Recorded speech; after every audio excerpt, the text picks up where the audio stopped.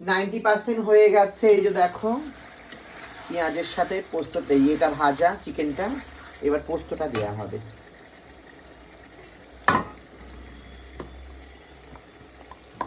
এই যে পোস্ত বাটা,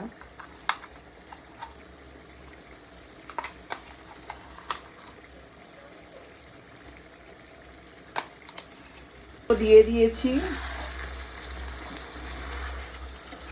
পোস্ত দিয়ে 4-5 মিনিট কষাবো। যেহেতু পোস্ত দিয়ে বেশি কষানো যায় না, তো 4-5 মিনিট কষাবো। আমার 90% মোটামুটি হয়ে গিয়েছে চিকেনটা। এই যে,